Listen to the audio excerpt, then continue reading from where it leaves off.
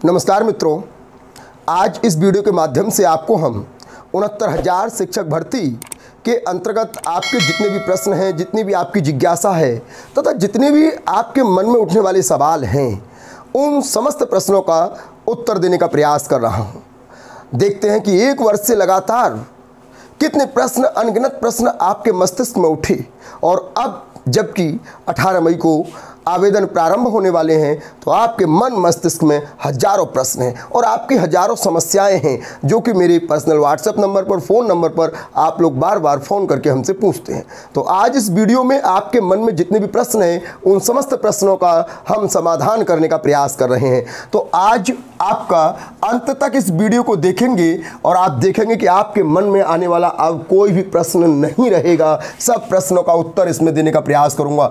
69,000 शिक्षक भर्ती, जिसका आप जानते हैं कि सर्वप्रथम 6 जनवरी 2019 को इसका पेपर हुआ था। हम किन बिंदुओं के बीच में इसकी चर्चा करेंगे तो इस पर 5 बिंदुओं पर चर्चा करूंगा। सबसे पहले अभ्यर्थियों पर चर्चा करूंगा, इसके पश्चात दूसरे स्थान पर चर्चा करूंगा मैं इसकी भर्ती प्रक्रिया पर, और भर्ती प्रक्रिया के अंतर्गत आपके डॉक्यूमेंट, काउंसलिंग फॉर्म, आवेदन, इन सब पर चर्चा करूंगा। इसके पश्चात तीसरे नंबर पर मैं चर्चा करूंगा इसके गुणांक पर। चौथे नंबर पर चर्चा करूंगा आपकी आरक्षण और ओवरलैपिंग पर, और इसके पश्चात आपकी 5वें नंबर पर चर्चा करूंगा इसके कट ऑफ पर। तो आप देखेंगे कि अंत में यहाँ पर आपको कट ऑफ के बारे में बताने का प्रयास करूंगा। सर्वप्रथम अभ्यर्थियों के बारे में यदि आपको बताऊं तो आप जानते हैं कि 1,46,060 अभ्यर्थी टोटल पास आउट हैं।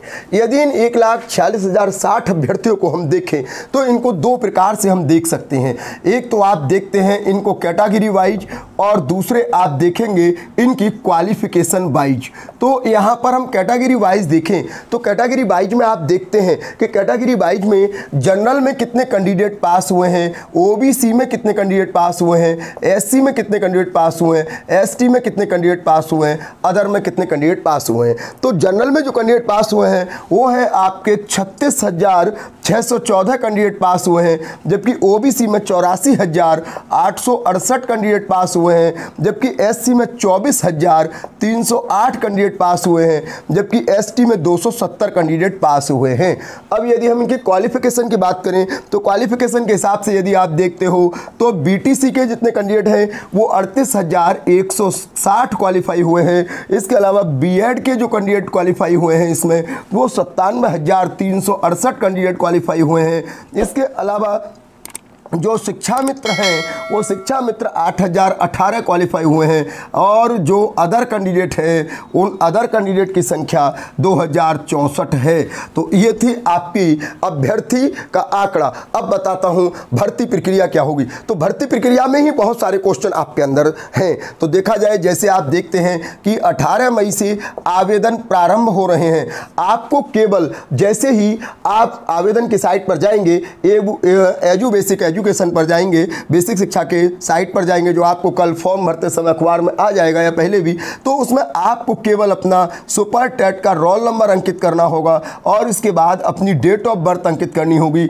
आपके रजिस्टर्ड मोबाइल नंबर पर एक ओटीपी आ जाएगा और उस ओटीपी के पश्चात वो एंटर करेंगे और इसके पश्चात आप आवेदन प्रारंभ कर देंगे। इस आवेदन में उसी तरह से आवेदन होगा जैसे 68,500 में हुआ था। उसमें आपकी जो सुपर टेट की भरी हुई जो आपका डाटा है वो सब आ जाएगा।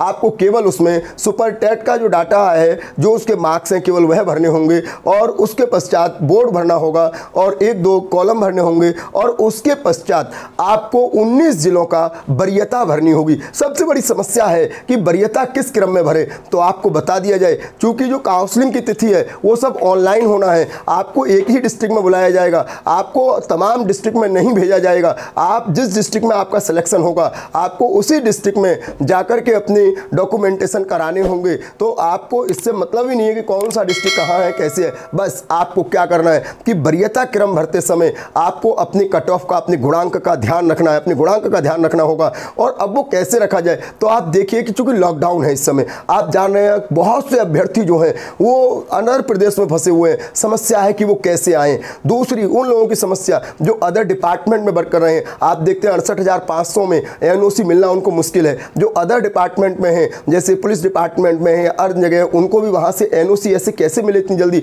और मिलेगी भी तो कैसे मिलेगी। आप देखते हैं अधिकारी भी समय से नहीं है वहाँ पर, और हर जगह समस्या है, जाने आने की समस्या है, लोग कहीं भी हैं तो एनओसी मिलना बहुत मुश्किल है। तो ऐसी स्थिति में आपको अपने वरीयता क्रम में सर्वप्रथम, आपकी चाहे जितनी भी मेरिट है, आप सर्वप्रथम अपने जिले को ही वरीयता दीजिए, और उसके बाद अपने जिलों के पड़ोसी जिलों को वरीयता में कीजिए, और उसके बाद 75 जिलों को आप वरीयता क्रम में लगा दीजिए। ये मेरा आपसे एक सलाह है। इसके पश्चात आवेदन जब प्रारंभ करते हैं, रोल नंबर यहाँ से प्रारंभ हो जाता है, आवेदन का प्रारंभ हो जाता है, आप सबमिट कर देते हैं। अब समस्या आती है कि आवेदन के पश्चात लोगों को क्या क्या डॉक्यूमेंट्स चाहिए। तो डॉक्यूमेंट्स आपको जितने भी हैं, आपके पास सभी ओरिजिनल डॉक्यूमेंट्स होने चाहिए। लेकिन अब समस्या है, बहुत लोगों की समस्या है कि वो शिक्षा मित्र अपने मायके में थे और अब अपनी ससुराल में पहुंच गए। तो आपके चाहे पिता के नाम का डोमिसाइल हो, चाहे आपके अपने नाम का डोमिसाइल हो, चलेगा, कितने भी वर्ष पुराना हो चलेगा।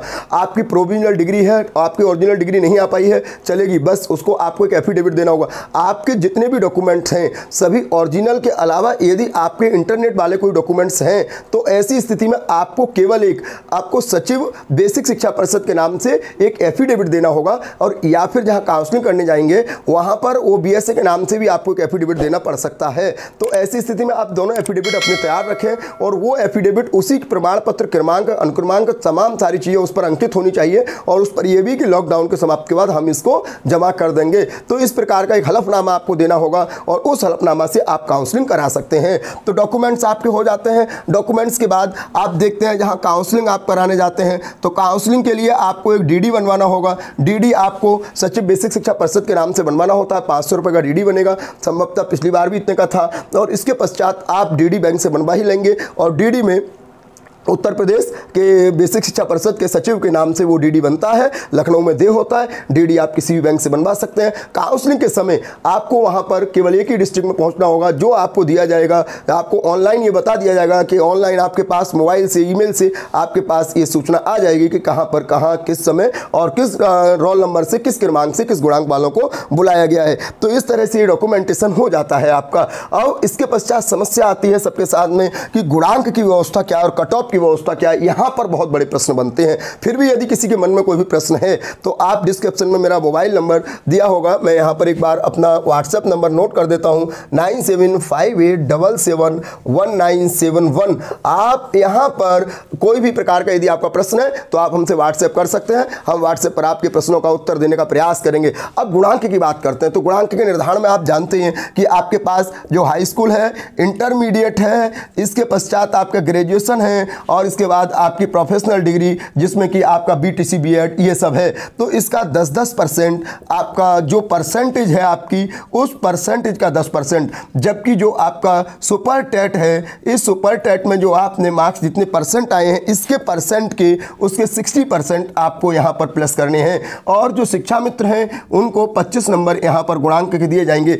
अब बात करते हैं, तो ये तो आप जान लीजिए कि शिक्षा मित्रों की संख्या केवल 8018 है और इनको 25 नंबर मिलते हैं, तो इन सब का कट ऑफ जो जाएगा वो 90 के पार जाएगा, तो इनका तो सिलेक्शन पक्का है ही है। अब बात करते हैं ओवरलैपिंग की। तो ओवरलैपिंग में जब आरक्षण की बात करते हैं तो महिला आरक्षण तो समाप्त हो चुका है इसमें। अब ओवरलैपिंग की यदि हम बात करते हैं तो ओवरलैपिंग में आप देखिए किस तरह से क्या होगा, क्योंकि ये जो बनेगा वो कट ऑफ पूरे उत्तर प्रदेश का एक बनेगा। तो यहाँ पर जो जनरल की सीट है, इस जनरल की सीट में आप देखेंगे कि तमाम जितने भी शिक्षा मित्र हैं 8018, ये सभी इसी में ही सिलेक्शन लेंगे।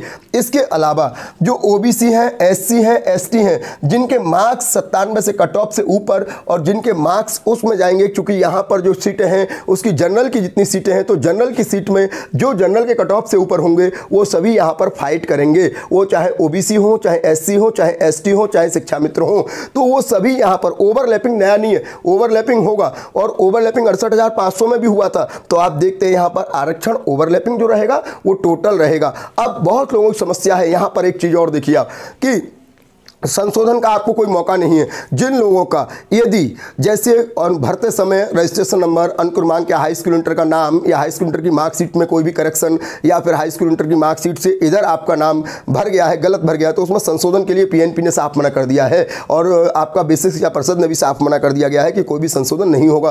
तो ऐसी स्थिति में आप जहाँ काउंसलिंग कराने जाएंगे वहाँ पर यदि कोई छोटा मोटा अगर आपका संशोधन है, जैसे किसी के नाम का मान लीजिए मदन है, तो वहाँ पर एक ही जगह ई हो गया है। तो ऐसी स्थिति में आप यदि कोई एफिडेविट देते हैं तो वहाँ काउंसलिंग जो अधिकारी हैं वो उनकी इच्छा पर, उनके विवेक पर डिपेंड करेगा कि आपको बाहर का रास्ता दिखाते हैं। हालांकि पहले 68,500 में उन सबको बाहर का रास्ता दिखा दिया गया था, लेकिन बाद को कोर्ट के हस्तक्षेप से और उन सबको ज्वाइनिंग करा दी गई, लेकिन 6 महीने विलंब हुआ उनकी ज्वाइनिंग में। तो इस तरह से यदि आपकी कहीं भी गलती है तो पहले से आप अपने आप को पूरी तरह से तैयार रखें, अपने एफिडेविट, अपना हलफनामा तैयार रखें, कहाँ किस तरह की गलती है उसको देखें। और यदि जो लोगों की अभी मार्कशीट नहीं 3rd सेमेस्टर 4th सेमेस्टर की, तो जो इंटरनेट की मार्कशीट है उसको आप लगा कर रखेंगे, लेकिन हलफनामा उसके साथ आपको देना पड़ेगा।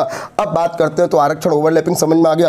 अब कट ऑफ की बात करते हैं तो आप देखते हैं पूरे उत्तर प्रदेश में ये समस्या आ रही है कि कहाँ से डिस्ट्रिक्ट से फॉर्म भरें, कहाँ कितनी कट ऑफ होगी। आप देखते हैं कहीं पर 4 सीटें हैं तो कहीं 2100 सीटें हैं। तो ऐसी स्थिति में कट ऑफ जो रहने की संभावना है, जिसको हमने पूरा गुणाभाग किया है, उस गुणाभाग में जो कट ऑफ की संभावना है पूरे उत्तर प्रदेश के अंदर, तो समझ लीजिए कि कहाँ कितना कट ऑफ जाने वाला है। तो कट ऑफ की जब हम बात करते हैं तो जनरल का कट ऑफ कहाँ कितना जाएगा, इसके अलावा ओबीसी का कट ऑफ कहाँ कितना जाएगा, और एससी का कट ऑफ कितना होगा, एसटी का कट ऑफ कितना होगा, तो इनके बारे में कहाँ कितने लोग श्योर हैं। तो बता दिया जाए कि जो जनरल का कट ऑफ रहने वाला है पूरे उत्तर प्रदेश में विभिन्न डिस्ट्रिक्ट्स में, वो 65 से 68 के बीच में रहेगा, और जो ओबीसी का रहेगा वो 62 से 65 के बीच में संभावना है। इसके बाद जो एससी का रहेगा वो 58 से 62 के बीच की संभावना है, और एसटी तो केवल पासिंग।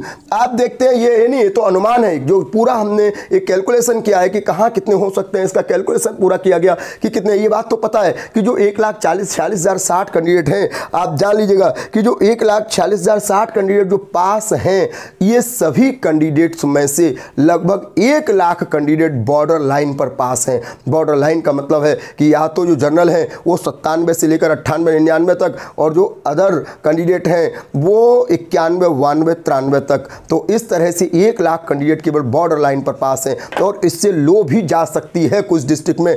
और इस तरह से आपकी यदि कोई और भी समस्या है, कोई भी किसी प्रकार की 69,000 शिक्षक भर्ती को लेकर के आपको समस्या है, तो हमारे व्हाट्सएप नंबर पर आप पर्सनल रूप से मैसेज कर सकते हैं, मैं आपके प्रश्नों का उत्तर दूंगा। और जिन लोगों ने भी साई एक्सीलेंट कोचिंग का यूट्यूब चैनल सब्सक्राइब नहीं किया है, सब्सक्राइब कर लीजिए। मैं एसएन शर्मा सभी का धन्यवाद अदा करता हूं। नमस्कार।